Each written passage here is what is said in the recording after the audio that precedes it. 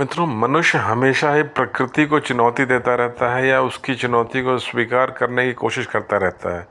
इसी क्रम में अगर हम बात करें तो इस पृथ्वी के सबसे ऊंचे स्थान माउंट एवरेस्ट के ऊपर उसके ऊपर पैर रख के खड़े होने की एक जिद है मनुष्य की, जो कि कई सालों से चली आ रही है। और इसी क्रम में सैकड़ों हजारों माउंटेनियर्स, पर्वतारोही हर साल जो है माउंट एवरेस्ट पर चढ़ाई करने के लिए आते हैं। तो अगर हम ये जानना चाहें कि उसकी चढ़ाई शुरू कहाँ से होती है, कितना समय लगता है, कहाँ कहाँ उसके पड़ाव आते हैं, तो चलिए आज इस बारे में हम जानते हैं। तो मित्रों, जो पर्वतारोही माउंटेनियर्स की टीम जाती है माउंट एवरेस्ट पर चढ़ाई करने के लिए, वो सबसे पहले ऑब्वियसली वो सब काठमांडू पहुंचते हैं। वहाँ से एक क्लाइंबर्स परमिट मिलती है गवर्नमेंट के द्वारा। उसके बाद जो है फिर जो सबसे नियरेस्ट एयरपोर्ट है वो है लुकला, LUKLA, लुकला एयरपोर्ट, जो कि दुनिया का सबसे ख़तरनाक एयरपोर्ट भी माना जाता है, जो कि इस समय आप स्क्रीन पर पिक्चर देख रहे हैं। वहाँ पहुँचते हैं लोग एक छोटे विमान में, क्योंकि यहाँ पे एक छोटा सा मात्र एक रनवे है, एयर स्ट्रिप, और बहुत ही सावधानी से प्लेन लैंड कराना पड़ता है उस पर। उसके बाद फिर वहाँ से पैदल वो लोग जो है सबसे पहले चलना शुरू करते हैं, और जो उनका पहला पड़ाव आता है वो है माउंट एवरेस्ट का बेस कैंप, जो कि लगभग 5,500 मीटर की ऊंचाई पे बना हुआ है। और उसके आगे जो है लगभग 4 कैंप और हैं। पहला बेस कैंप 5,500 मीटर की ऊंचाई पे, फिर उसके बाद पर्वतारोही आगे बढ़ते हैं तो जो कैंप नंबर 1 है वो है लगभग 6,000 मीटर की ऊंचाई पे। फिर उसके बाद कैंप नंबर 2 वो 6,500 मीटर की ऊंचाई पे। कैंप नंबर 3 7,000 मीटर की ऊंचाई पे। और फाइनली जो कैंप नंबर 4 है वो है 8,000 मीटर की ऊंचाई पे। कहते हैं कैंप 4 के आगे का जो रास्ता है, यानी कि 8,000 मीटर से लेके माउंट एवरेस्ट के टॉप तक, जो कि हाइट है माउंट एवरेस्ट की हम सब जानते हैं 8,849 8849 मीटर, अभी रिसेंटली जो मेजर की गई है। तो वहाँ तक यानी लास्ट के 900 मीटर, क्या कैंप 4 के 8,000 मीटर से लेके एवरेस्ट के शिखर 8,849 मीटर, ये जो 849 मीटर्स की हाइट है, इसे कहते हैं कि ये डेथ जोन है।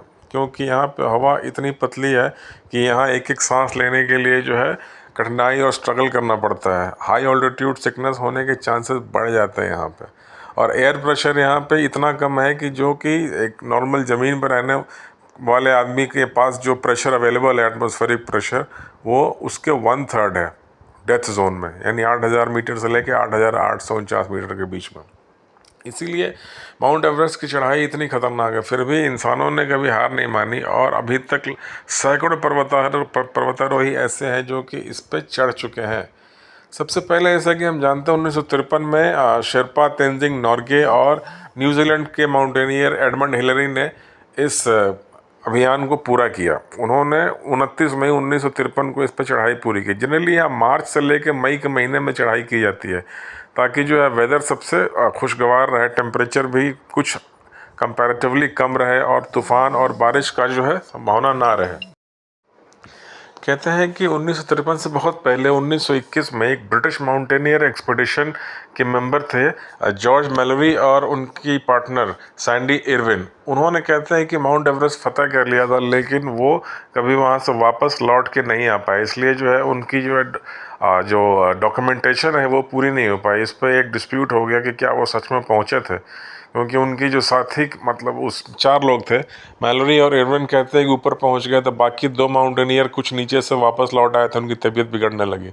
उनका कहना है कि वो पहुंचे थे, लेकिन वापसी में उनकी मृत्यु हो गई। लेकिन चूंकि वो वापस आके कोई वहाँ के फोटोग्राफ और प्रूफ नहीं दिखा पाए, इसलिए जो है उसे डॉक्यूमेंट नहीं किया गया था। फिर 1953 में तेंजिंग नोर्गे और एडमंड हिलेरी की क्लाइंब को ही पहला क्लाइंब माना जाता है। कहते हैं कि माउंट एवरेस्ट पर चढ़ने के लिए एक स्टैंडर्ड रूट है, जो कि साउथ ईस्ट नेपाल साइड से चढ़ी जाती है, और उसका एक और रूट है जो कि तिब्बत साइड से, यानी ईस्टर्न फेस से चढ़ी जाती है। अधिकतर माउंटेनियर साउथ ईस्ट जो नेपाल वाला फेस है उससे चढ़ाई करते हैं। जो ईस्टर्न तिब्बत वाला फेस है उससे बहुत कम माउंटेनियर ही चढ़ते हैं, क्योंकि वो माना जाता है कि और ज़्यादा स्टीप है और वहाँ क्लाइमेटिक कंडीशन और ज़्यादा डिफ़िकल्ट है। अब बात करेंगे इसके कुछ रोचक फैक्ट्स के बारे में। क्या आप जानते हैं कि माउंट एवरेस्ट पर सबसे कम समय में चढ़ाई करने वाला कौन है? जी हाँ, उनका नाम है लखपा जेलू शेरपा, जो कि एक नेपाल के पर्वतारोही है। ये रिकॉर्ड उन्होंने 2003 में बनाया था और वो मात्र 10 घंटे 56 मिनट में बेस कैंप से लेकर माउंट एवरेस्ट के शिखर तक पहुंच गए थे। ये अविश्वसनीय बात है, लेकिन उन्होंने ये करके दिखाया है। जबकि नॉर्मल इस पर पहुंचने का समय 2 महीने का है। 40 से 50 दिनों के अंदर मैक्सिमम लोग पहुंचते हैं इस पर। अब सोचिए, 40-50 दिनों का चढ़ाई किसी ने 10 घंटे 56 मिनट में पूरा किया। लेकिन चमत्कार से कम नहीं है दुनिया, ऐसे लोग भी हैं। और जेलू शेरपा ने ये करके दिखाया, उनका रिकॉर्ड अभी तक टूटा नहीं है, शायद कभी टूट भी ना पाए। इसके अलावा कहते हैं कि माउंट एवरेस्ट पे ऊपर के अभी भी लगभग 200 से लेके 300 पर्वतारोहियों की डेड बॉडीज़ पड़ी हुई है और उन्हें वहाँ से वापस नहीं लाया जा सका है, क्योंकि कहते हैं कि कंडीशंस ऐसी हैं कि उसे ढूंढना उन बॉडीज़ को अब पॉसिबल नहीं है। इसके अलावा एक एनवायरमेंटल हैज़ार्ड भी अब होता जा रहा है। कहते हैं कि जो इतना ज़्यादा, लगभग हर साल 400 से लेकर 500 क्लाइंबिंग वहाँ पे परमिट मिलती है नेपाल गवर्नमेंट की तरफ से, जिससे ऊपर जो है कूड़े का ढेर बनता जा रहा है। माउंट एवरेस्ट को दुनिया का सबसे ऊंचा कूड़ादान भी कहा जाने लगा है। इस कारण जो है गवर्नमेंट की तरफ से क्लाइंबिंग परमिट जो इशू होती है उसके नंबर्स में भी कुछ कमी आई है, क्योंकि माना जाता है कि अगर ज़रूरत से ज़्यादा लोगों की एक तरह से भीड़ भी इकट्ठी होनी शुरू हो गई हाई और ऊंचाई वाले स्लोप्स के ऊपर, जिस कारण वहाँ पे कूड़ा करकट के अलावा एवलांच या बर्फ़ टूटना, इस ढंग की घटनाएं भी अब ज़्यादा होने लगी हैं। इसके अलावा कहते हैं कि माउंट एवरेस्ट पर कई सारी कुछ क्लाइंबर्स ने रिपोर्ट किया है कि विचित्र चीज़ें भी देखी गई हैं। वहाँ तो वैसे वेजिटेशन नहीं है, यानी कि लगभग जो कैंप 2 है 6,500-7,000 फीट के ऊपर कुछ नहीं है सिवाय बर्फ़ और पत्थर के।